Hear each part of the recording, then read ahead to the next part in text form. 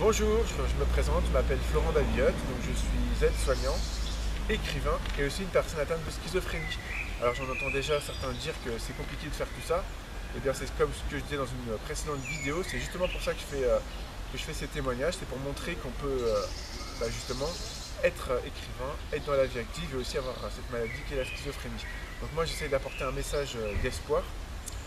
J'ai un parcours atypique et singulier dans le sens où j'ai été interné dans un hôpital psychiatrique il y a une dizaine d'années et je suis devenu aide-soignant dans l'hôpital psychiatrique dans lequel j'avais été interné.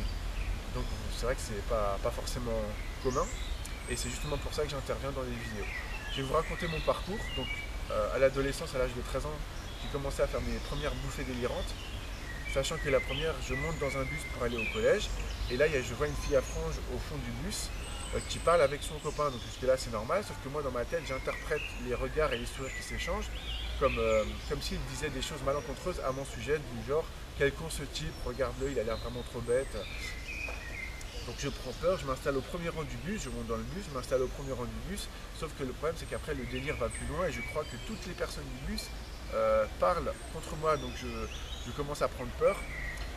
J'ai des vertiges, j'ai des maux de tête, je suis en nage comme si je venais de faire un footing, donc je décide de sortir 2 ou 3 arrêts plus tard et je fais le reste à pied en espérant que ces voix que j'entends dans mon cerveau ils vont se calmer.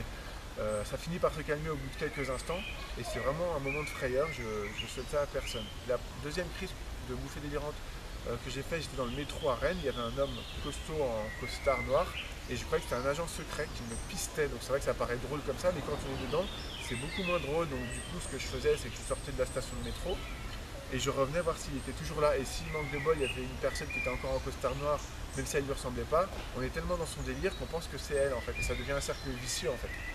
La troisième crise que j'ai contractée, donc c'était en fait c'était plus tard quand j'avais 20 ans. J'étais à la faculté de droit Rennes et mon père était colonel dans l'armée de terre, donc il était parti au Brésil et il venait de revenir en fait de son voyage et je me suis inventé un monde dans lequel il avait une nouvelle famille et dans lequel il trompait en fait ma maman depuis pas mal de temps. Donc on était assis à table, il y avait ma copine de l'époque qui avait été invitée, mon frère, ma soeur et ma maman et mon papa. Et là il y a comme une pulsion névrotique qui s'empare de moi, une voix qui me dit oui ton père trompe ta maman depuis très longtemps, donc c'est pour ça qu'en fait vous avez des rapports compliqués et conflictuels et il a une autre famille au Brésil en fait, tu n'es pas ses seuls enfants. Donc du coup je me lève d'un seul homme de la table, je deviens hystérique, je me secoue très violemment par les épaules et toute la famille et ma copine se réunissent pour nous séparer. Et donc c'est là qu'ils ont compris qu'il y avait quelque chose qui n'allait pas dans mon esprit. Du coup on a pris rendez-vous pour aller voir un médecin et on s'est rendu compte que du coup je souffrais de bouffées délirantes aiguës et qu'il fallait que je sois interné dans un hôpital psychiatrique. Donc dans un premier temps ça ne fait pas plaisir d'aller dans un hôpital psychiatrique. D'ailleurs j'ai refait encore une crise de bouffées délirantes dans l'ambulance. J'ai cru que j'étais emmené en fait dans un convoi exceptionnel pour me faire quitter le pays. Donc c'est vrai que c'est quelque chose que je souhaite à personne parce qu'on est dans un stress finalement permanent. On a envie de se suicider, il y a plein d'idées qui nous passent par la tête. Donc c'est vraiment quelque chose de très très compliqué à vivre.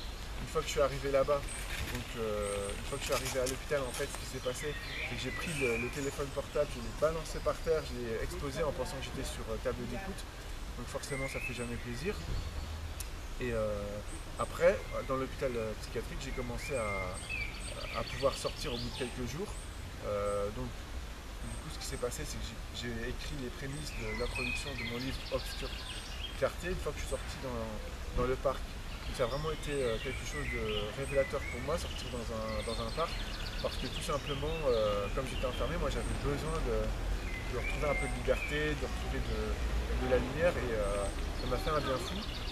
Après, donc, les différents traitements que j'ai pu avoir ont diminué, ça a été beaucoup mieux, parce qu'il faut savoir que c'était dans un premier temps, je dormais énormément, je dormais 20 heures sur 24, c'était très compliqué pour moi, parce que je suis quelqu'un d'hyperactif qui aime faire beaucoup de choses, et là je ne pouvais rien faire, je faisais quelques pompes, je m'effondrais, donc c'était vraiment déprimant pour moi, je ne pouvais plus faire de sport, enfin voilà, j'étais là-dedans, et j'ai eu quelqu'un qui m'a beaucoup aidé là-bas, il s'appelait Julien et c'est une personne qui m'a permis en fait d'être plus positif dans les moments où j'étais vraiment pas bien. Je me souviens d'une fois où je regardais une horloge, j'étais prostré devant une horloge, je voyais le temps qui passe et j'avais l'impression finalement que ce temps m'échappait.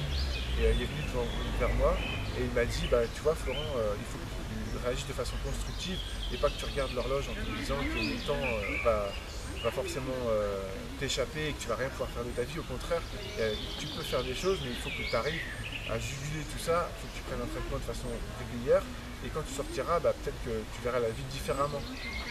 Et bon, il avait un petit côté philosophe, ça m'a beaucoup aidé. Quand je suis sorti de l'hôpital, donc j'ai pas écrit tout de suite le reste du livre Obscure Clarté. J'ai continué ma route, j'ai essayé de travailler. Dans un premier temps, ça s'est mal passé parce que j'ai eu des difficultés de concentration. Après, au bout de 3 ans, donc j'ai recommencé à écrire Obscure Clarté parce que je me sentais de taille pour affronter mes failles. Donc il m'a fallu 3 ans d'écriture pour publier le livre Obscure Clarté. Et ensuite, j'ai passé le concours d'aide-soignant. Une fois que j'ai passé mon concours d'aide-soignant, ce qu'il faut savoir, c'est ce que je disais tout à l'heure, c'est que j'ai été aide-soignant dans l'unité dans laquelle j'avais été interné. Donc je trouve que c'est vraiment je dirais pas que c'est une revanche, mais c'est un sacré parcours parce que je peux redonner ce qui m'a été donné avant par l'équipe soignante du Jim René, que je remercie beaucoup et ils m'ont vraiment beaucoup aidé. Ce qui m'a aussi beaucoup aidé, c'est d'avoir une famille qui ne m'a pas jugé, qui m'a vraiment épaulé et d'avoir des modèles positifs. J'ai envie de citer John Formage qui est mort récemment, qui est un ancien prix Nobel d'économie. Hein. Je peux citer aussi Albert Einstein qui a fait des bouffées délirantes, Van Gogh, Léonard de Vinci qui a des problèmes psychiques. Tous ces grands personnages qui ont marqué l'histoire, je me suis dit, bah moi je peux pas changer le monde, mais si eux ils ont changé le monde, je peux au moins changer ma vie. Et donc je pense que c'est vraiment important d'avoir des modèles positifs, des gens qui nous tirent vers le haut. C'est aussi important d'avoir des passions. Moi, l'écriture, ça m'a vraiment sauvé. Ça a été un exutoire. Donc bah voilà. Euh, J'essaye de donner un message d'espoir et de dire qu'on peut s'en sortir et, tout en ayant cette maladie. Et j'ai envie de dire une phrase que j'aime beaucoup. Rien n'est impossible, même si tout est si fragile. Donc voilà, j'ai essayé de faire de ma maladie une force créative. Je suis sur d'autres projets d'écriture et je vous dis à très bientôt pour de nouvelles vidéos. Merci à tous.